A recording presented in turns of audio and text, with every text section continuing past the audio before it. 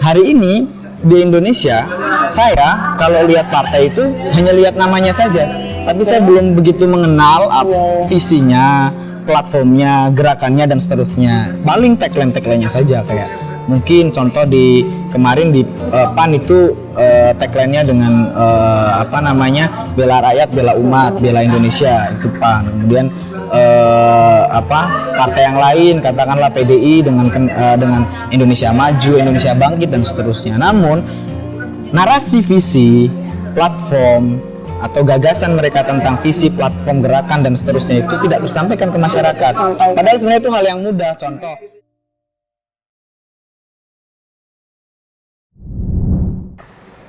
halo teman-teman, assalamualaikum warahmatullahi wabarakatuh. Back to our channel di Parabins ID pakai S ya di kan. Nah, kali ini kita kedatangan siapa? saya. Bang Wahid. Halo guys, nama saya Abdul Wahid. Oke. Iya, jadi pada kemarin kita kedatangan aktivis dari PMII. Sekarang kita kedatangan aktivis dari yang dulunya sangat sibuk sih di IMM ya Mas ya. Ya, kebetulan saya di IMM. Dia itu kan mahasiswa Mandiri 7 tahun. Di IMM berarti sekarang udah hampir 10 tahun. Masya Allah, laris banget ya. Iya, dan belum dapat apa-apa. Inilah nasib aktivis. Iya. Ya, teman-teman, ini ngomongin soal aktivis. Kemarin kita juga udah nyinggung gimana kemudian problematika anak muda hari ini yang dia tuh nggak mau berpolitik gitu, dia skeptis apolitis. Ya, lebih ya skeptis dan apolitis ya. Itu kalau misalnya menurut Bang Wahid sendiri gimana itu dengan melihat fenomena anak muda hari ini yang skeptis ya sama politik ya kayak gitu. Oke, sebelumnya pemuda hari ini tuh kan dalam kategori generasi milenial ya. Setelah tadi muncul setelah awalnya berada di fase generasi baby boomer, kemudian sekarang pada masuk ke generasi milenial dan sedang menghadapi calon generasi dari generasi Z ya, atau yang sekarang kita lebih kenal dengan generasi digital. Everything is digital.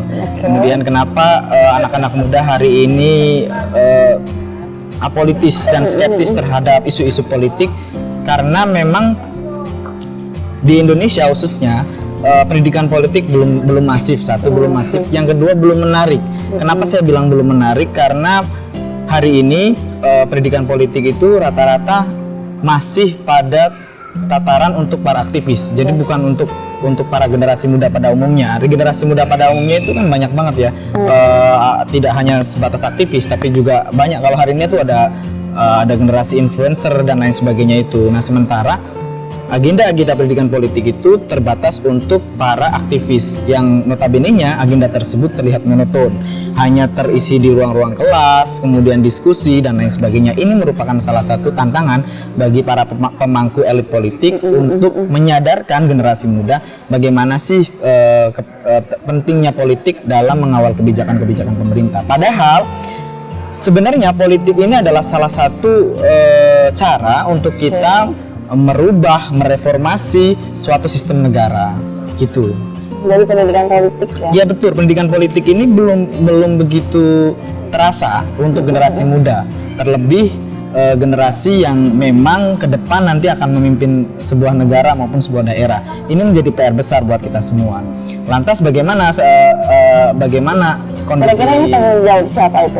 Ya tentu ini adalah tanggung jawab negara selaku yang memiliki penduduknya atau yang memiliki generasi tersebut, kemudian elit politik. Anak muda tanggung jawab enggak? Oh jelas, anak muda yang aktivis itu juga bertanggung jawab untuk menyadarkan generasi berikutnya atau generasi di eranya untuk paham dengan politik. Maka dari itu, ini adalah PR bersama. Namun sayangnya hari ini ada gap antara elit politik dan generasi muda, di mana gap tersebut tidak sampai elit politik itu menginginkan sesuatu yang sangat bertolak belakang dengan keinginan para generasi muda, sehingga terjadi distorsi atau gap yang jauh antara elit politik dan grassroots atau yang kita sebut dengan generasi muda tadi. berat banget ya jadi aktivis, banyak tanggung jawabnya. Udah beruntung kita mau terlibat di masyarakat. Nah itu. Kan Nah, jadi- sementara aktivis hari ini, nah ini juga jadi PR besar buat aktivis. Saya pernah ya berdiskusi dengan salah satu alumni doktor dari NGO yang di India. Beliau mengatakan bahwa sebenarnya yang baik itu adalah aktivis mahasiswa maupun maupun OKP kemahasiswaan itu memang harus hari ini harus terintegrasi dengan partai politik.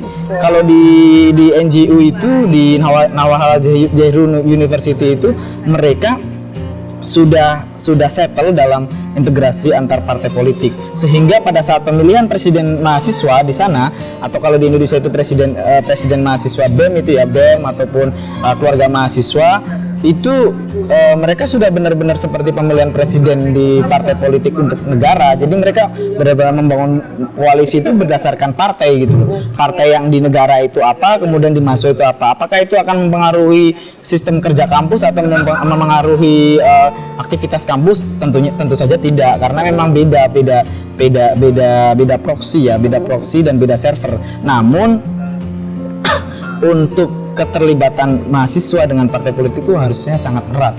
Karena kalau kita sebagai mahasiswa saja anti terhadap politik, bahkan beberapa di ADART IMM itu mengatakan bahwa kader IMM itu tidak boleh berpolitik. Nah ini juga salah satu yang perlu dikaji ulang, karena mau tidak mau setelah kita selesai dari IMM kita harus berpolitik gitu loh. Kalau memang kita akan berjalan di jalan politik ya, jalan aktivis kita tetap dilanjutkan, maka mau tidak mau kita diperpolitik. Contoh seperti saya 10 tahun saya di IMM, saya tidak pernah berpolitik.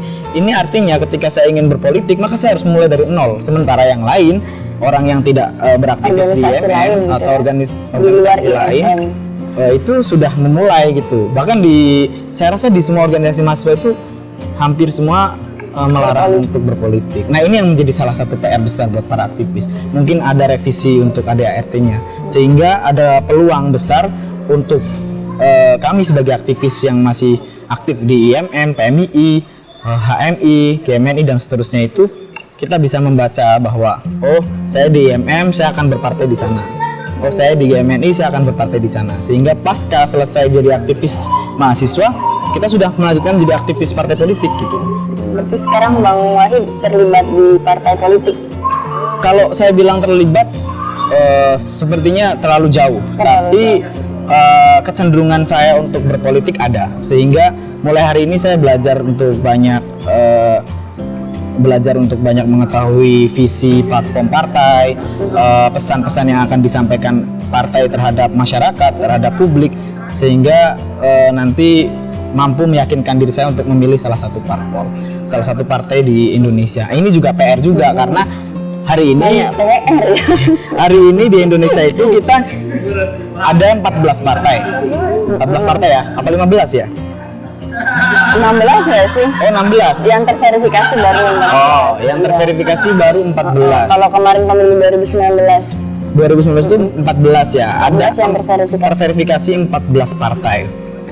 Hari ini di Indonesia, saya kalau lihat partai itu hanya lihat namanya saja, tapi saya belum begitu mengenal visinya, platformnya, gerakannya dan seterusnya. Paling tagline-nya saja, kayak mungkin contoh di kemarin di PAN itu tagline-nya dengan bela rakyat, bela umat, bela Indonesia, itu PAN. Kemudian partai yang lain katakanlah PDI dengan Indonesia Maju, Indonesia Bangkit dan seterusnya. Namun narasi, visi, platform atau gagasan mereka tentang visi, platform, gerakan dan seterusnya itu tidak tersampaikan ke masyarakat. Padahal sebenarnya itu hal yang mudah. Contoh, partai itu mungkin visinya adalah membangun Indonesia atau memajukan Indonesia, maka harusnya disampaikan ke masyarakat sehingga kita tahu, oh sebenarnya partai ini nggak buruk gitu loh. Partai itu tidak buruk, semua partai itu memiliki keinginan untuk memajukan dan mengembangkan negara Indonesia menjadi yang lebih baik. Itu semua visi partai. Tapi karena tidak tersampaikan ke masyarakat, kemudian akhirnya masyarakat mempersepsikan masing-masing apa sih partai di Indonesia ini, bahkan kadang cenderung akhirnya memunculkan konflik-konflik baru, memunculkan negatif campaign dari para oposisi. Contoh, partai A tidak suka partai B, maka partai A akan menyebut partai B ini ada partai A, partai begini. Coba kalau sudah dijelaskan seperti itu, mungkin tidak akan terjadi hal-hal semacam itu. Yang tadi tersampaikan di masyarakat ya, yang ngomong-ngomong tersampaikan, berarti juga kan ada tadi udah disinggung juga sama Bang Wahid, berarti kan di sini masyarakat nggak percaya gitu atau distrust dengan entah aktivis muda yang parpol, entah kemudian orang parpolnya, kan kayak gitu fenomenanya. Apalagi melihat hari ini, ya kontestasi politik hari ini ya memang tidak patut untuk dipercayai kayak gitu loh Bang. Itu juga yang mungkin mengakibatkan kayak anak muda terus kemudian yang aktif di organisasi kemudian nggak meneruskan atau nggak melanjutkan, atau memang tadi kalau BNN nggak berorientasi ke parpol sejak di ADRT. Kan memang kondisi hari ini entah itu orang di partai politik, entah itu orang di organisasi kemudian yang menduduki partai politik, ya seperti itu kan kayak gitu ya. Gap yang dimaksud adalah kesenjangan ya, kesenjangan pemahaman, kesenjangan keinginan. Di elit itu inginnya berkuasa, di grassroots di masyarakat inginnya sejahtera. Nah, kedua ini berbeda kepentingan. Ini berkuasa, yang ini ingin sejahtera. Nah, sehingga memunculkan gap. Kalau dalam istilah partai politik itu ada namanya distorsi. Jadi kalau saya boleh mengutip kalimat dari Dr. Gafar Karim, salah satu political analyst dari UGM itu, beliau mengatakan bahwa politik itu layaknya seperti laptop yang kemudian disambungkan ke proyektor dan menghasilkan sebuah gambar di proyektor tersebut, di layarnya. Nah, laptop ini adalah elit politik. Nah, proyektor ini adalah masyarakat. Nah, siapa yang kemudian mampu menyambungkan keduanya, yaitu kabel konektor itu yang disebut dengan kabel konektor untuk gagasan ya, yang disebut dengan gagasan, visi, misi, dan apa yang ingin disampaikan, pesan-pesan yang ingin disampaikan. Nah, kalau di elit ini minta kekuasaan, sementara ya rakyat minta sejahtera, itu tidak akan nyampe. Akhirnya gambarnya tidak bisa tersalurkan sampai kepada layar. Sementara untuk menyambungkan laptop dan proyektor itu kan membutuhkan kabel konektor. Jika kabel konektornya tidak sinkron, katakanlah dia harusnya kabelnya itu berbentuk kotak, namun yang dibawa oleh elit partai politik ini berbentuk bulat, proyektornya tidak bisa karena proyektor hanya menyediakan tombol kotak gitu loh, hanya menyediakan pot kotak, kan nggak bisa masuk tuh. Nah, ini hal yang disebut dengan distorsi antara elit dan masyarakat, distorsi. Nah, itu gap yang berbeda antara keinginan elit dan keinginan masyarakat. Coba sharingkan ke kita Mas tips biar anak muda ini nggak alergi politik, gimana itu? Nah, yang pertama kita harus tahu bahwa Indonesia itu adalah negara demokrasi.